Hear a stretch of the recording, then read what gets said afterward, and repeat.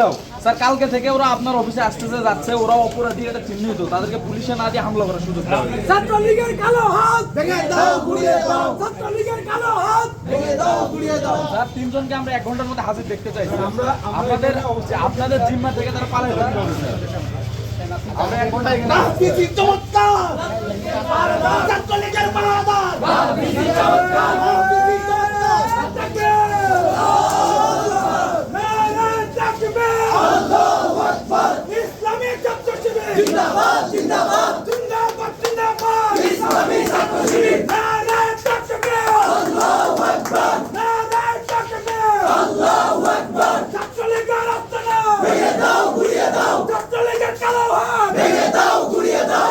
একটা লীগ ধর, ধরে ধরে জেলে ভর। একটা লীগ ধর, ধরে ধরে জেলে ভর। একটা লীগ ধর, ধরে ধরে জেলে ভর।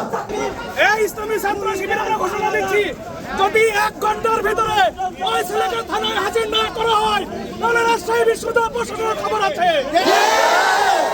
আর কোন ছাত্রলীগকে রাজশাহী বিশ্ববিদ্যালয়ে স্থান দিব না। 1 ঘন্টা সময় দিলাম, 1 ঘন্টার ভিতরে যদি ওই ছেলেকে থানায় হাজির না করা হয় তাহলে ছাত্র শিবির তার বিরুদ্ধে দুর্বার কোনো আন্দোলন করবে। নারায়ে তাকবীর, নারায়ে তাকবীর, আল্লাহু আকবার। ইসলামী ছাত্র শিবির জিন্দাবাদ, জিন্দাবাদ। ইসলামী ছাত্র শিবির জিন্দাবাদ, জিন্দাবাদ। ইসলামী ছাত্র শিবির জিন্দাবাদ, জিন্দাবাদ। মতিহারের কোন বীর আছে? হবিপুরে কোন বীর আছে? সিয়াতে কোন বীর আছে? এই কোন শিবির? কানে জাগো মতিহারে, হবিপুরে, পুরে পুরে, এগিয়ে করে ছাত্রলীগের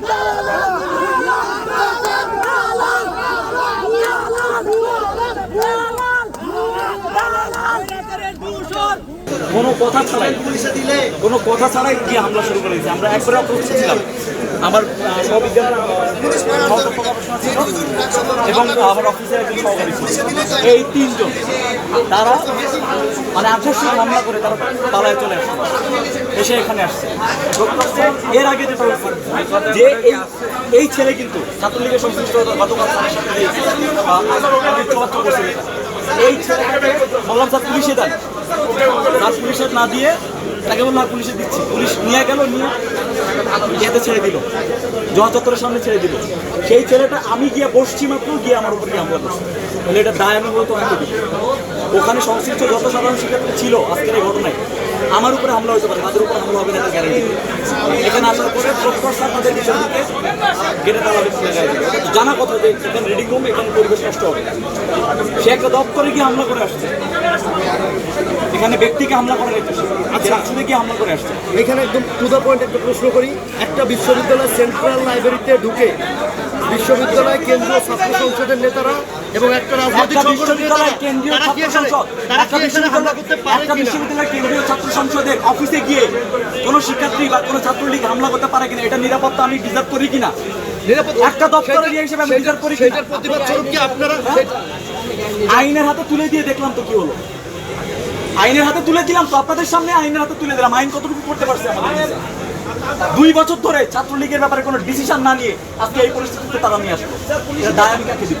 আমি আইনকে দিব, আমি প্রশাসনকে দিব। যখন তারা দিতে পারতেছে না তখন তো আমাকে নিতে হবে।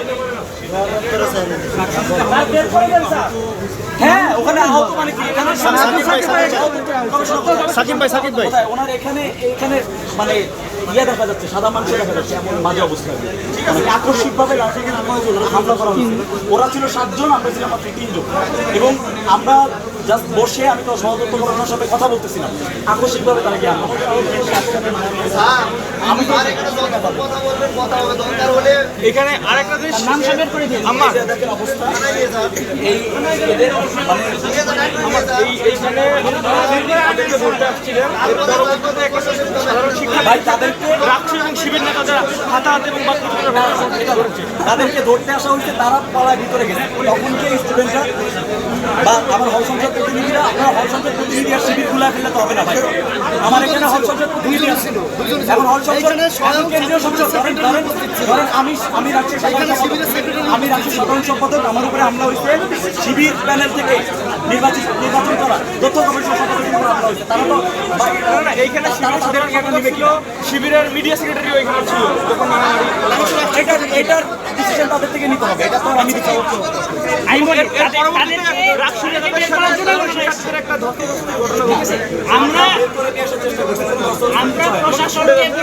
ধস্তাধস্তির কিছু না, তারা তাদের জায়গা থেকে তারাও বুঝে উঠতে পারে না যে ভিতরে আসলে কি হচ্ছে। ভিতরে 15 মিনিট ধরে ছাত্রলীগের 3 জন তারা ভিতরে ছিল, তাদের উচিত ছিল বের করে দেয়া। তারা এটা বুঝতে পারে নাই।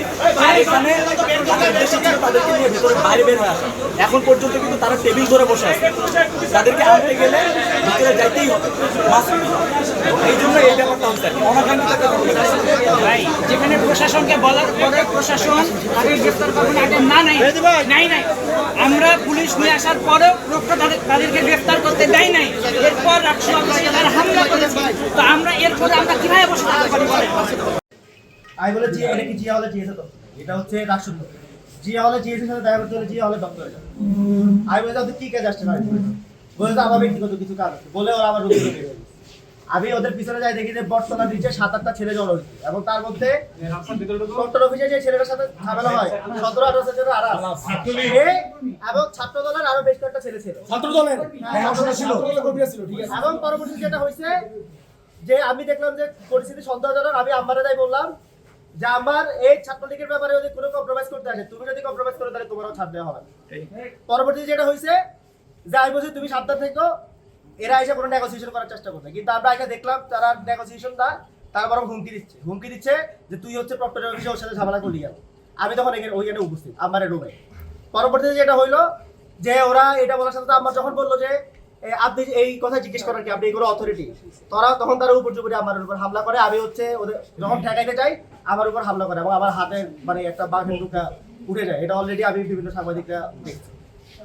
এবং পরবর্তীতে ওরা আমাকে মাটিতে ফেলে দেয়, উপযোগী হামলা করে এবং আমাদের গেঞ্জি টেঞ্জি ধরে মারধর করে। আরেকটা ছেলে ছিল মেহেদিনা, ওর উপরে মারধর করে। পরবর্তীতে মারধর করে ওরা হচ্ছে দ্রুত গতিতে রাষ্ট্র ভবন থেকে বের হয়ে ছাত্রদলের লীগের সাথে কিসের এত সম্পৃক্ত? কিসের এত ছাত্র দলের পোলাপান ওদের সাথে ছিল। তারা ওইখান থেকে এসে ঢুকে এবং রিটেন রুমের কিছু কতিপয় ছাত্র ওদেরকে সেটা দেয়। কারা কারা ছিল একটু নির্দিষ্ট করে বলতেন, আপনার চেনেন? আমি আনাসকে চিনি, আমি আনাসকে কিছুক্ষণ আগে দেখছি, এই কারণে ওকে চিনি এবং ওর সাথে হচ্ছে ছাত্র দলের একটা ছেলেকে আইডেন্টিফাই করতে পারছি। ওর নাম মোস্তাফি শাফিন, আর বাকিদেরকে আমার এই পরিস্থিতিতে আসলে আপনার মন্তব্য, আপনি কি চাচ্ছেন? আমরা আমাদের মন্তব্য হচ্ছে আমরা নিরাপত্তা, এই প্রক্টর আমাদেরকে এই ক্যাম্পাসে নিরাপত্তা দিতে, রাকসুর মতো একটা জায়গায় যদি নিরাপত্তা দিতে ব্যর্থ হয় তাহলে ক্যাম্পাসের কোন জায়গায় নিরাপত্তা নেই। এবং ওরা ছাত্রলীগকে হ্যান্ডওভার করা হয়েছে, হ্যান্ডওভার করার পরে উনি বলছে আমি এটা পুলিশে দিব, কিন্তু আমরা কিছুক্ষণ পরে দেখলাম পুলিশের থানায় না থেকে ওরা বরং রাষ্ট্র অফিসে হামলা চালায়। তাইলে আমি এটা থেকে স্পষ্ট হয় যে রাজশাহী বিশ্ববিদ্যালয়ের প্রক্টর মাহবুব রহমান এই হামলার প্রত্যক্ষ মদত। প্রক্টর সহ ভিসি প্রভিসি সবাইকে যদি ক্যাম্পাসে আমাদের নিরাপত্তা দিতে পারতেছে না, তাহলে সাধারণ শিক্ষার্থীরা কি পরিমাণ হুমকির মুখে এটা আমাদের বোঝা শেষ। যদি ভিসি প্রভিসি দয় এবং প্রক্টর স্যার ক্যাম্পাসে শান্ত পরিবেশ চাই, যদি ক্যাম্পাস চাই যে স্বাভাবিকভাবে চলুক, আজকে আমাদের বিশ্ববিদ্যালয় সেক্রেটারি 1 ঘন্টার মতো সময় দিচ্ছে, 1 ঘন্টার মধ্যে যদি এটা একটা নিশ্চিত সমাধান না হয়, ক্যাম্পাসে কিন্তু আমরা সবাই মিলে দুর্ভোগ একটা আন্দোলন করে তুলবো। নিজের চেয়ার রক্ষা করার জন্য কাদেরকে কারা সেলটার দিচ্ছে এটা কিন্তু আমরা ভালো করে জানি। যারা মদত দিচ্ছে, ছাত্রলীগকে যারা শেল্টার দিচ্ছে এবং যাদের শেল্টারে ছাত্রলীগ রাষ্ট্র ভবনে হামলা করার দুঃসাহস দেখাইছে, প্রত্যেককে গ্রেফতার করতে হবে। এর সাথে যারা জড়িত সিসিটিভি ফুটেজ চেক করে প্রত্যেককে শাস্তির আওতায় নিয়ে আসতে হবে। যদি বিশ্ববিদ্যালয় প্রশাসন সেটা না পারে তাহলে আমরা আমাদের পদক্ষেপ জানিয়ে দিই।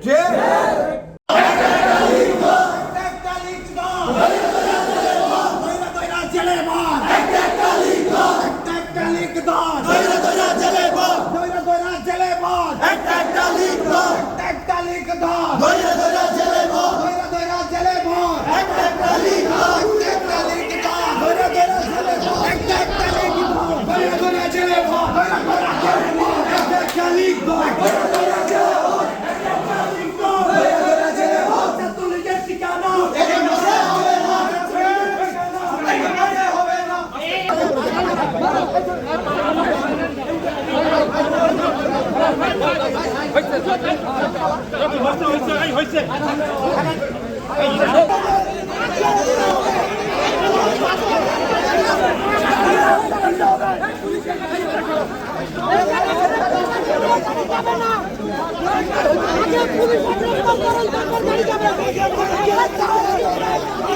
ইসলামী ছাত্র শিবির জিন্দাবাদ জিন্দাবাদ জিন্দাবাদ জিন্দাবাদ ইসলামী ছাত্র শিবির ইসলামী ছাত্র শিবির জিন্দাবাদ জিন্দাবাদ